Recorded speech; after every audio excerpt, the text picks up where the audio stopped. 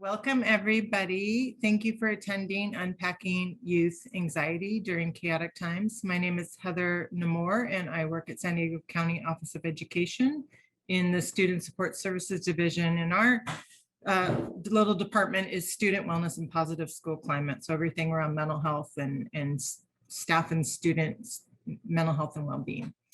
So today we will be looking at the definition of anxiety and what are some signs and symptoms. We will look at some of the complexities of anxiety during this pandemic and what it looks like in our current environment. And then we'll mostly be looking at learning strategies and resources to supporting students in navigating anxiety. So when we think about anxiety, it's helpful to have a common term that we can all wrap our head around. So anxiety defined as a feeling of worry, nervousness, or unease, typically about an imminent event or something with an uncertain outcome. So right now, we could probably say we all are feeling anxiety. We have collective or shared anxiety. And these are normal human responses to change. So feeling anxious isn't a bad thing. Anxiety is our body's way of, and our brain sending us messages to say, stay safe and be prepared. So throughout time, our anxiety has kept us safe. So it plays an important role in our day-to-day life. All right. I'm sorry, I wasn't on that slide, was I? So, okay. So anxiety defined here is the definition. And so it's really about anxiety is our body's reaction. It's to a perceived or dangerous event or important event. And it's what's important to remember, anxiety is not dangerous, it's adaptive, and it's a part of life. And society has kind of placed a negative association to the term anxiety because we often think of anxiety as, oh, it's a mental health disorder, but it really serves as a protective mechanism. And so anxiety, it can motivate us to solve everyday problems. If a student feels nervous because they're about to take a test, good, because that means they know they're not ready for the test. And as soon as they start studying, they will start to calm down. So research has found that stress caused by pushing ourselves outside of our comfort zone can result in personal growth. So again, there are just lots of benefits to anxiety, and it's really about how do we learn to navigate it. So how anxiety disorders differ from everyday anxiety is it's more severe, it's persistent, and if it's not treated, it will continue to cause pain and distress in one's life. And what's important to always remember is that ongoing stress and anxiety can lead to mental health disorders and to physical health challenges if we don't address them. And the good news is anxiety is one of the easiest disorders to address. So this is a definition of what a mental health disorder or mental illness is. And what's important to remember here, it's a diagnosable illness, and it affects a person's thinking, emotional state, and behavior. And this is something really helpful to always keep in mind. It will impact or disrupt the person's ability to do three things: work or attend school, carry out daily activities, and engage in satisfying relationships. So if we're ever wondering, this anxiety seems persistent, it seems kind of out of the realm of just normal everyday anxiety, we can always ask ourselves, is it impacting this student's three things? And if so, then we definitely want to get support and get professional help. So we often refer to these three things as live, laugh, and love, our ability to live, laugh, and love, or work, or these three bullets as well. Okay, so some just brief facts and stats about anxiety. So before COVID, we were in this for a year now, it was, and it still is, the most prevalent mental health disorder in childhood and adolescence.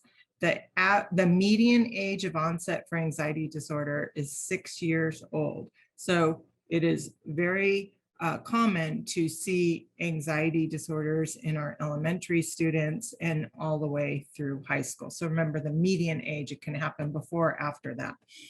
It affects 1 in 4 youth over their lifetime, and approximately 32% of youth ages 13 to 18 have an anxiety disorder. And out of the 32%, 8.3% are severely impacted, which takes us back to that definition, impacting the ability to live, laugh, and love. So depression and anxiety are something that often overlap. So we see mental health disorders, we see comorbidity, co-occurring disorders.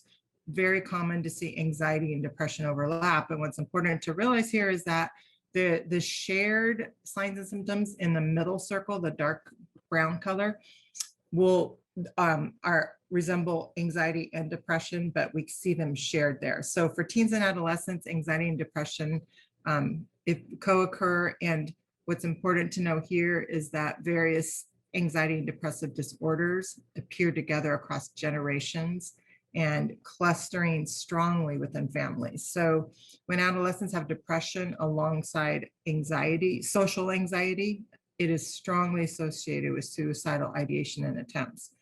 50% of students that have anxiety disorders also have another mental health disorder, and it is most often depression. Social media and anxiety, various studies have shown a link between social media and anxiety. So what we know through the research is that higher emotional investment in social media is strongly correlated with higher levels of anxiety. And so if there can be a balance of in-person relationships and communication with using social media, that is best. But when there's this all or nothing in the social media world, that can be detrimental. That pressure to be available 24/7, it can cause anxiety, depression, poor quality and sleep. And now clinicians have come up with a whole new term, new diagnosis of anxiety disorder. It's called likes anxiety, based on how many likes they get on social media. And, often when we look at social media and the impact it has, it can be devastating, especially on girls. And so when we post stuff on social media, it tends to be, when we look our best, when we're doing fun things, when we're with all our friends, and other youth look at that and think, I don't look like that. I don't do all those fun things. I don't have all those friends. And it can cause a lot of stress and anxiety and depression. So we recently had a presenter on teens and screens, and some of the new research is showing that there's so much research going on with social media and mental health right now. But one thing most of the researchers can all agree on is that when social media, it's direct with social media and being completely absorbed in social media, it has a direct connection to mental health disorders. So, but what they found is it's mostly in girls. So we know that we want to be really careful with our young girls and the amount of time that they absorb in social media.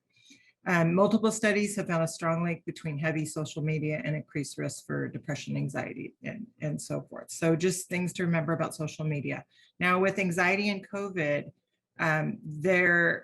what we know, Mental Health America has a self-screening tool. 11 to 17-year-olds who completed a mental health screening, 83% screened positive or at risk for anxiety. This is back when the pandemic started. And 91% screened positive for depression. And what we know is between April and July, 70% of their teen participants mentioned loneliness and isolation as the main things contributing to their struggles. So this is why it's so important for us to be checking in with our youth, encouraging our youth to find creative ways to stay connected and have that connectivity with others. The call volume at NAMI's helpline was up 65% compared to last year. Most callers were asking for support with anxiety. On March 28th, 2020, there was a 53% increase in web-based searches regarding panic attacks. And if you think about what happened on that date, that's about when we went into our lockdowns. And then lastly, pandemic has significantly increased the severity symptoms of anxiety. We have, all our fears of getting sick, our which creates all of these other things you see in the first bullet, worrying about going into public places, fearing the unknown. All of this has really brought collective anxiety. But what we know is that the anxiety is worse for those people who already had a diagnosed mental health disorder. So paying special attention to students who were already struggling before the pandemic, those are the ones that it's really magnified for now. And then this term, we love to share this because it's so relevant to our times, racial anxiety, the fear of being judged based on an individual's race when interacting with people of other races. White people fear assumptions of being racist, while people of color fear being the victim of discriminatory behavior and violence. So racial anxiety can influence behaviors and judgments in ways that contribute to significant and unwarranted racial disparities, even in the absence of both conscious and implicit racial bias. So really understanding that not only can social isolation due to COVID cause feelings of sadness, anxiety, and depression, but when you add on the fact that Black people are dying at a disproportionate rate due to the virus and recent extreme police brutality and violence, these events can take a serious toll on our young people, and especially our young people who are marginalized and of color. Okay, so moving on to signs and symptoms. Anxiety is often referred to as an invisible condition. And so for a busy teacher, it's going to be harder to notice.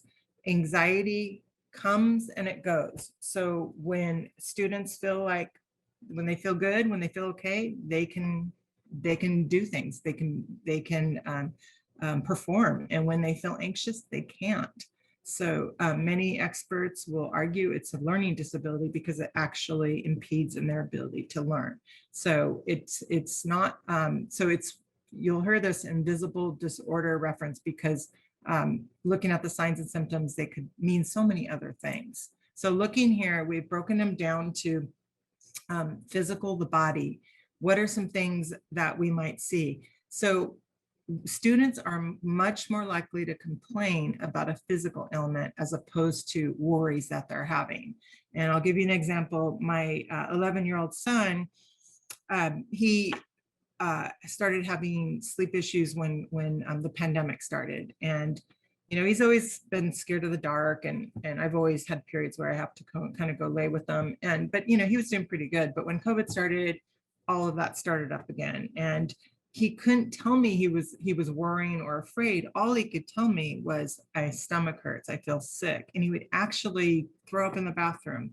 And finally, I realized it was this fear at night, ruminating around everything going on. And so when we were in, pre-COVID back in school, when we would do this training, we'd say, track the number of visits to the nurse's office and send them back with a coping strategy, because often you're going to see students going to the nurse's office for things that are related to anxiety. So their stomach hurts, they feel nauseated, headache, all of these physical sensations.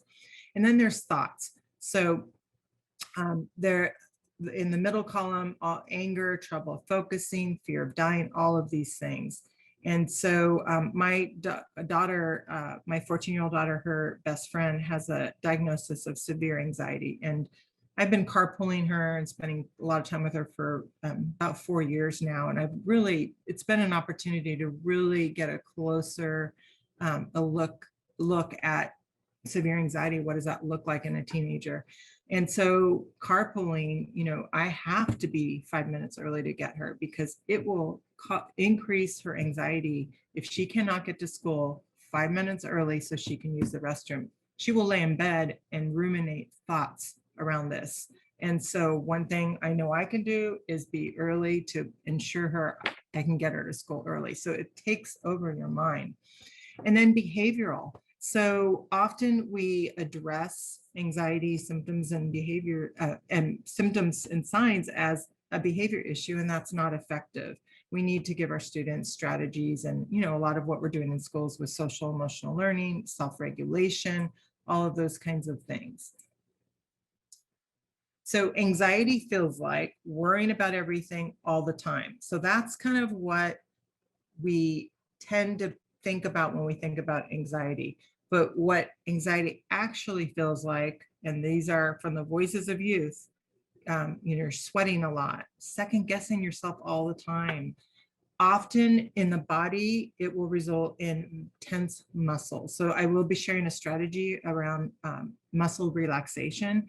And so anything to just, because sometimes they don't even know what it feels like to relax, to truly relax, because your muscles are constantly tense. So it can impact sleeping, chest pain, overthinking, increased heart rate, and your mind and body refusing to cooperate no matter what is rational. So a lot of the strategies today are really going to be around how to dial down the levels of anxiety that you see here below with these examples. Common challenges related to youth anxiety, we see them here. So dealing with divorce. We can't stop parents from getting a divorce, but we can teach students how to take a break from the stress of it. So what are some strategies we can do there? And we all are feeling feeling this right now, but again, exasperated with students who already have a diagnosis. And then often the whole invisible disorder I mentioned, it's also because often the student can seem like a perfect student. They seem like actually a dream student. They're punctual, hardworking, and they are just, things have to be perfect, but they can be suffering from anxiety because of all this stress they put upon themselves. So that's why universal support is key. We really, especially today in these times, we can assume all students have anxiety. And the strategies I'm sharing today are really for all students and for ourselves as adults. So the rest of this will be really focused on strategies. What are some quick, easy strategies? Not only can you share with students, but you can use yourself. So what we know is that an anxious teacher will create an anxious classroom. Anxiety is a learned behavior. Often students that have anxiety, their parents have a diagnosis of anxiety, just like my daughter's best friend. So it's learned behavior as well. It can be learned behavior, but emotions are contagious, right? Adults are such key role models. And so we need to set the tone. So we are all of us adults are experiencing anxiety. So please know, and we have a whole separate training on adult anxiety we're doing to really focus on the educators in having these practices for themselves. All these strategies I'm sharing with you today are strategies that come from evidence-based treatments that are based on cognitive behavioral therapy, mindfulness-based stress reduction, or neuroscience. They can all be used in a moment's notice. Some might work better than others. So if you share one, for yourself, or you share one with a student and you're like, that didn't work very well. So it's figuring out which ones resonate with you and work for you. And so our whole wellness team, we vet these, we practice them, we use them regularly, and we went stand up here and train others if we didn't do them ourselves. And so what we know is that anxiety disorders are some of the easiest mental health disorders to treat effectively. And how do we do that? By practicing mindfulness, by having healthy habits that we can practice to self-regulate and to find balance in our life. So these strategies will do that.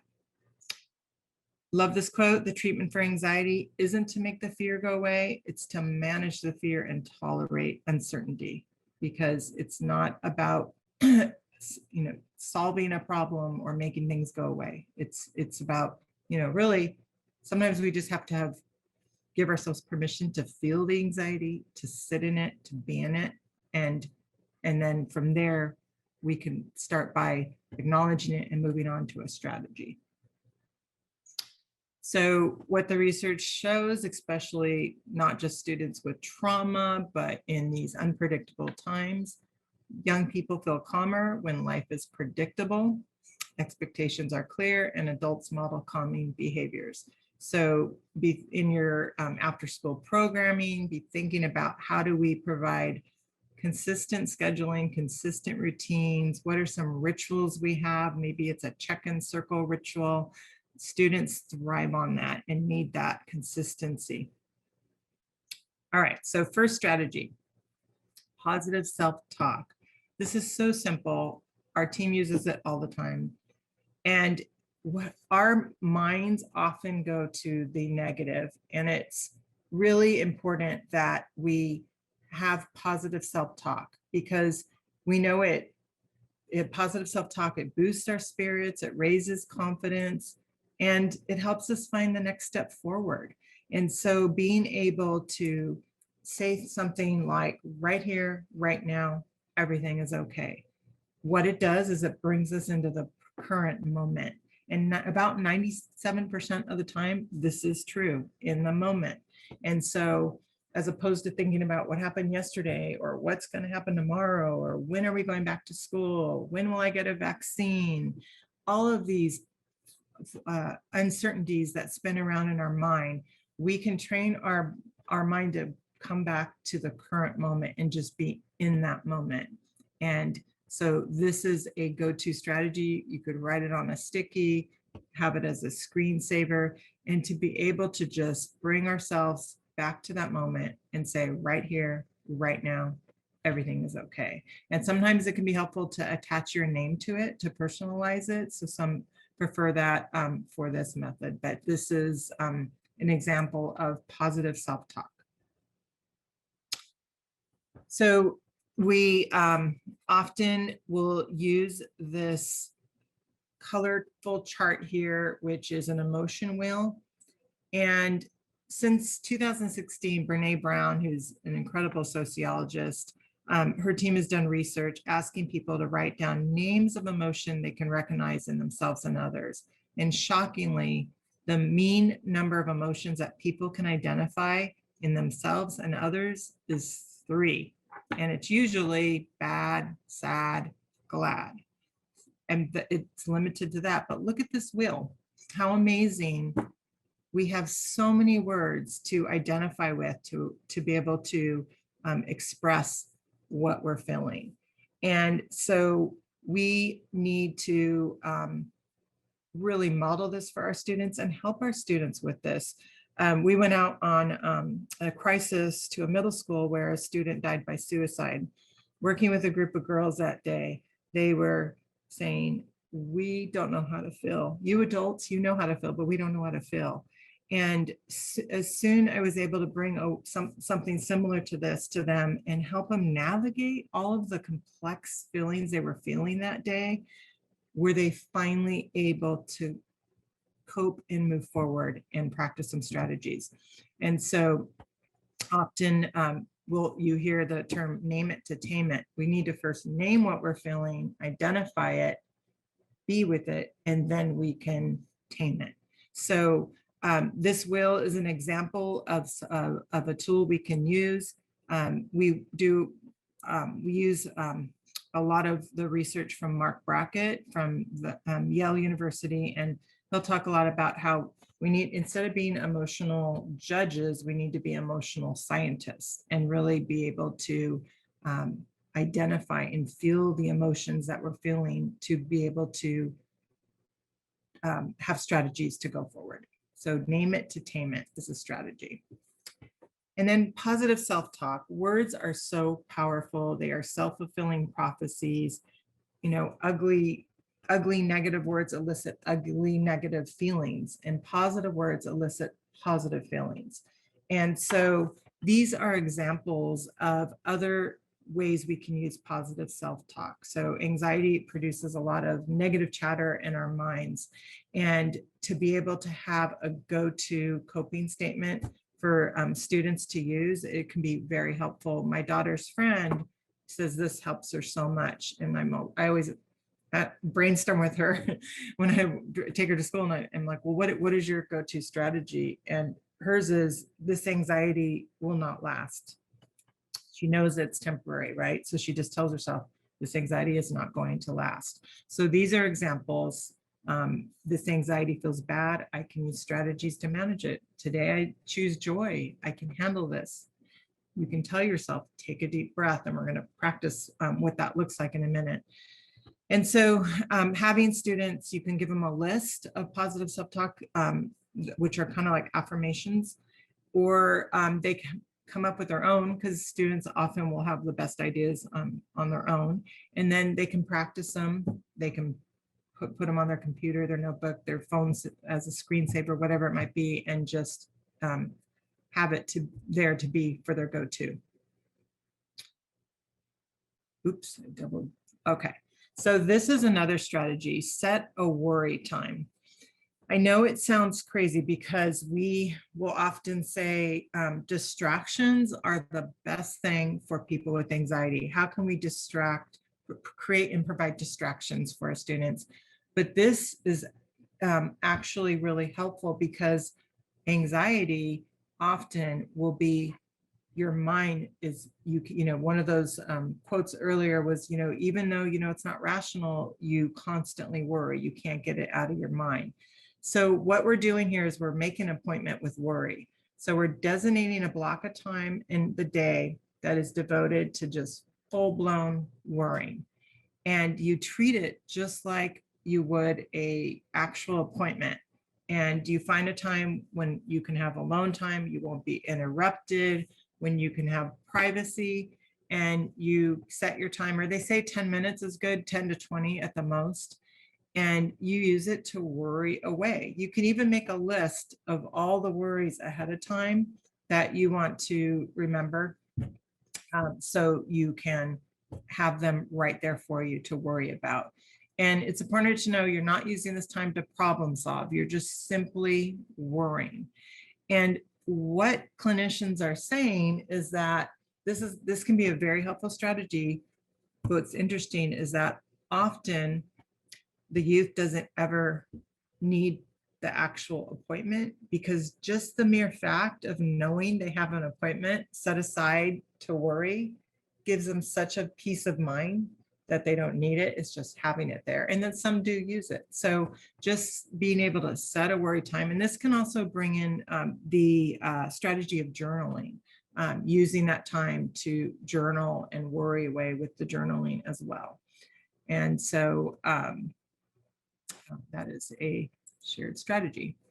Okay, so another one, questioning your thoughts. And so this is something that can be really helpful to often guide our thinking around the worries that we have and how realistic they actually are.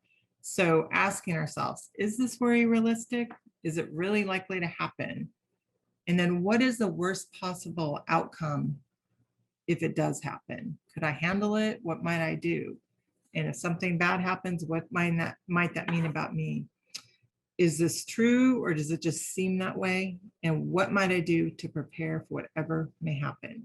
So what this does is it walks your mind through your worries as if they were to actually play out. And it prepares you to kind of have a plan, to know, okay, if it actually did happen, this is what I would do. And just being able to think it through can be very helpful. Another strategy to do this that's much easier is you can ask the student, if they tell you about what they're worrying about, then you say, and then what? And then they'll tell you, and then what? And then what? And then what? And you're really just doing something similar, walking them through the pathway of it actually happened. Is it that realistic that would happen? And what would you do? So either one would work. So this visual really breaks down the difference between an anxious thought and a coping thought. And our mind tends to automatically go to the negative. And it's kind of retraining our mind to flip our anxious thought to a coping thought. So we might think something like, something is going to go wrong, I can just feel it. Where we can flip it to, I don't know what's going to happen. These kinds of feelings have been wrong before. And so these also can be kind of strategies or thoughts that are written down. Students can pick and choose. I can't stand being stuck at home during the pandemic, or I've been through more difficult things, I'll survive. So tapping into resiliency, kind of bringing us back to the moment.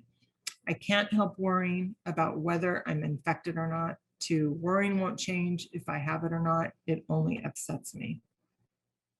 And I don't want to disappoint my teachers, to trying to please everyone is impossible, especially when all of us are learning and working from home. Let it go. So coping thoughts. And I will say, I have used this. Super Bowl, my husband, the neighbor came by, one of his friends, and spent a little time and then left. And then the next day we got a text and he said, oh, my son tested positive for COVID and I'm going to go get tested today. And we were so worried. And I had to actually do a training that day on anxiety. And I was so nervous, so worried. And I thought, Heather, you got to practice what you preach. And so I was able to take the coping thought and say, you know what? Worrying is not going to change anything. We'll find out when we find out. Right here, right now, everything is okay. Going back to that positive self-talk. And then through distraction that day, I completely forgot about it. But reflecting back, thinking, wow, I could have spent all day today and night worrying about it when the end result was he was negative. So how can we use these not only with our students, but for ourselves? And then just realizing what are things that we can control, because there's so much right now that we cannot control. We can't control the pandemic. We can't control that schools are closed. But there's things that we can control. So how do we protect ourselves? We can, social distance, wash our hands, use masks, stay at home, all of those things that we're doing. How we really protect our mind and body, and how do we cultivate healthy habits. It's such a great time right now to get rid of old habits that weren't working for us and replace them with healthy habits, whether it's getting enough sleep, eating healthy, moving our body. We need to be moving our body, whether it's exercise, whether it's just walking down the end of the block and back. And maybe tomorrow we're walking 2 blocks. But we know that right now it's more important to get fresh air, get sunlight, get our bodies moving, and then, what we consume. So there's all kinds of research now around certain foods that decrease anxiety, like oranges and apples and walnuts and salmon. And for youth, we know chewing gum is a helpful strategy. So there are all kinds of things we can control. And how do we just get our minds to focus on what we can control? Okay. So breathing is such an incredible tool. It's something we all have in our back pocket. It's free, it's available 24/7, and just breathing can change your brain, and we can be relaxed in as quickly as 30 minutes. And what we know is meditation and mindfulness are the 2 most powerful tools to dial down the level of anxiety. It teaches us to observe our emotions and the sensations that come along with it. So we can use breathing as a coping thought, as I gave the example earlier, telling ourselves just breathe. And what we know is with more oxygen, the chemistry of our brain actually changes. It blocks effects of stress that shut down our ability to think clearly.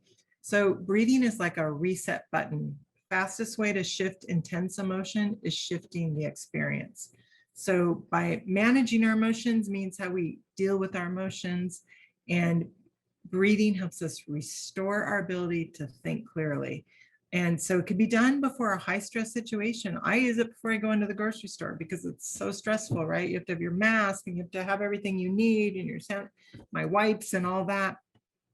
So often having a visual for breathing can be really helpful. For some people, they've said, oh, I've tried breathing, it doesn't work. But a tool can guide us. So I'm going to invite everybody. This is a great way to take a mini break in this little workshop we have right now. And so I'm going to guide us through the visual 2 rounds. So let's look at the visual and we'll breathe in and breathe out. We're going to breathe in and breathe out. And hopefully that was a great reset for you, as it was for me, to be able to just take a moment. And the visual is also helpful because often we don't realize how deep we can breathe in, and we can also breathe in and hold it, and then how deep we can breathe out. The deeper, the better. What's great for young kids, you might have heard this, is you have a rose and a candle, and you are breathing in the rose and you're blowing out the candle, which this is a fun thing you can do with the younger kids. But just remember, breathing, one of the most effective self-regulation strategies. So this strategy is called progressive muscle relaxation. And what it is people with anxiety difficulties are often so tense throughout the day that they don't even recognize what being relaxed feels like. So through this practice, we can learn to distinguish between the feeling of a tense muscle and a completely relaxed muscle. By tensing and releasing, you learn what relaxation feels like and how to recognize when you are starting to get tense during the day. So if you, let's just do one quick practice round. So let's just take our left hand, and let's take our hand and hold a fist very tightly. Imagine you are holding a lemon and you're just squeezing all of the juice out as hard as you can with your left hand. Squeeze as tight as you can. Squeeze, squeeze, squeeze. And now we're going to release and just let the tension flow out. Let the relaxation and the feelings that you feel flow out of your hand like water. And notice the extreme difference of the tensing and the feeling of the relaxing. And so they say this is particularly helpful for boys. It also can be used for girls, but it's a great strategy to use with any of the body parts. And a resource I'm going to show you at the end called Mind Shift it has scripts to walk you through how to do this with different visualization of different body parts. So this is a great go-to as well. All right, so what this is PDF. Is such a great strategy. So Stanford University has a team of scientists and researchers, and they wanted to know what in today's society, what is a well-balanced student? And so they did years of research and surveying and surveying so many thousands and thousands of youth across the nation. And through their research, what they found is it's PDF, playtime, downtime, family time, is what our children and teens need for healthy development in today's world. So what does that look like? Playtime. What they know with the research, it increases cognitive skills, social skills, empathy, and self-regulation. And one of the best strategies for anxiety that I mentioned already is distraction. And then what they say is one of the best distractions is playtime. So freely chosen and structured time, playing. So I will tell you, during COVID, we adopted 2 COVID kittens, and it has brought so much joy to our family, but more importantly, it's brought in so much playtime. My 14-year-old and 11-year-old will spend a lot of their breaks in school or on the weekends playing with the kittens, and we play with the kittens. You know, we're playing different games at home now that we're all together. Our playtime has increased more than ever, and it's brought so much balance. My son has to do 20 minutes of PE today in distance learning, so we'll come out, and if I'm not in meetings, I'll do 20 minutes of PE with him, and we play. It's so healthy for all of us. Downtime, what is that? So time set aside. It's an unstructured activities to relax and just be. So it's laying on your bed, chilling, listening to music, doing nothing. It's the research shows downtime is so critical for physical and emotional health. You know, often my 11-year-old will come to me and say, I'm bored. And I say, good. Kids need to be bored. It's a good thing for them to be bored and to have that downtime where they are just chilling, doing nothing. And we have to make sure that this includes our kids getting enough sleep. Downtime is healthy sleep, at least 9 hours a day for our young people. And then lastly, family time. The research shows that increased self-esteem and better academics. And so what does this look like? At least 5 times per week, no technology, just being with a family. And this really is about how do we embed, rituals, family rituals. So one superintendent I work with, he's like, Tuesday nights are 80s night at my house. They know if it wasn't around in the 80s, it's not around on Tuesday nights. And so it's, the good right now is families are together more than ever. Not all families, but many families are. How do we take advantage of that opportunity to embed family time? So basically what the research shows, 20 to 30 minutes a day of each a PDF is critical for healthy development. And Stanford University, through their program Challenge Success, has a PDF, and I can send it to Melissa or attach it to the app for this breakout, but there is one for elementary and then there's one for middle and high school, and it breaks down the research. They're one-page handouts. They're great for parents too, and how ideas on how to embed PDF into the daily life of our students to ensure that they have that balance. So many more resources to come with that. So this is a great resource. Mental Health America has free screenings. And so, when we're kind of wondering, is this anxiety everyday anxiety, or is this anxiety more moving on the mental health continuum to being unwell?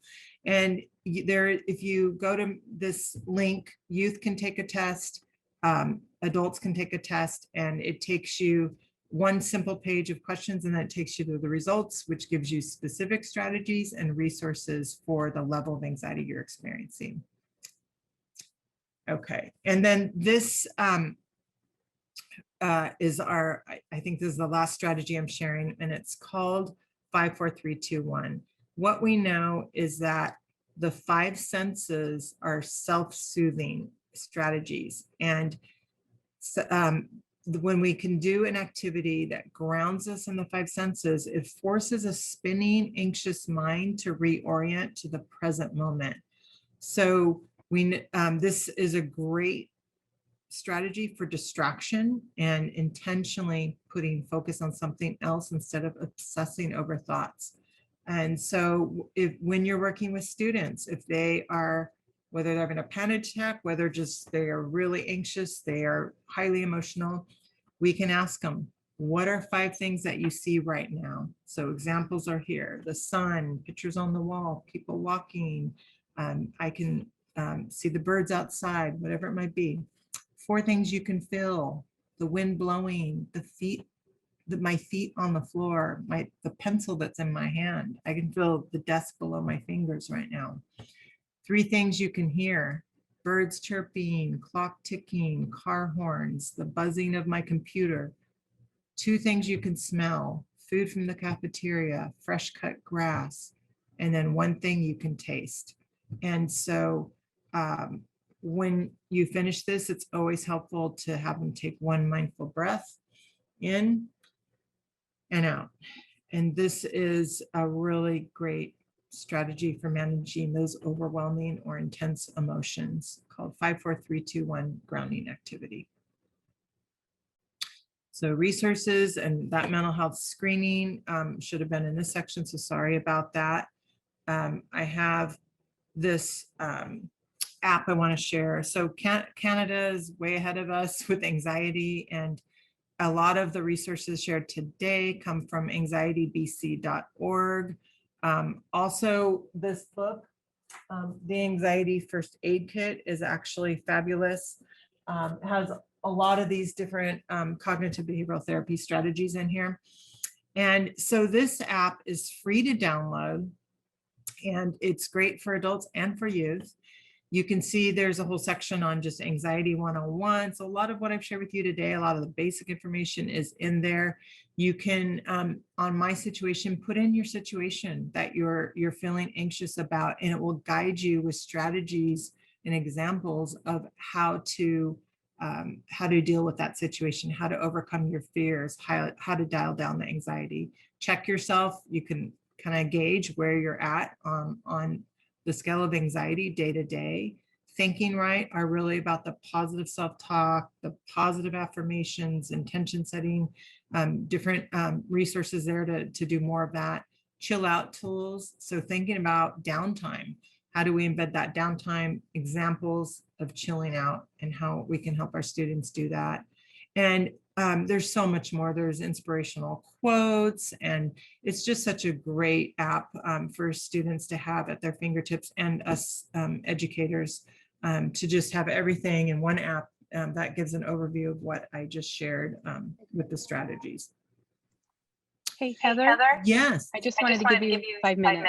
Thank you. That's so helpful. And I'm almost done, so that's perfect. Great. So this is a collection of mental health resources that our student wellness team put together, and it's broken down as opposed to having you go to our website and navigate all of the different resources that are there. We wanted them at your fingertips. So broken down by student resources, staff, and parents. And so with students, we created a young person's guide to wellness, a teen guide to mental health and wellness. And what's really unique here is there's a whole section around mental health resources created by teens for teens, because this is what our youth are saying they want. They want peer support. They want to provide more peer support to others, their friends and their students that they are with. So that's a great resource. And then for staff, a lot of stuff around how to support vulnerable students during COVID, and then parent resources as well to really get everybody on the same page with the resources. So that's for you to access at your fingertips. And then a lot of the resources today came from these different sites here. And then really quickly going back, because I have a minute, I think, this take a mental health test. I just wanted to be able to show it to you. So Melissa, can you just confirm you can see the Mental Health America page there? Yes, Heather. Oh, okay, great. So if you see here, there's an anxiety test, the youth test. So just to show you what it looks like, just some simple questions here that they fill out. And then when they go to the bottom, you hit next, and that's where you get your results for where you're at on that continuum. And then for us adults, we can do an anxiety test or depression, whatever it might be as well.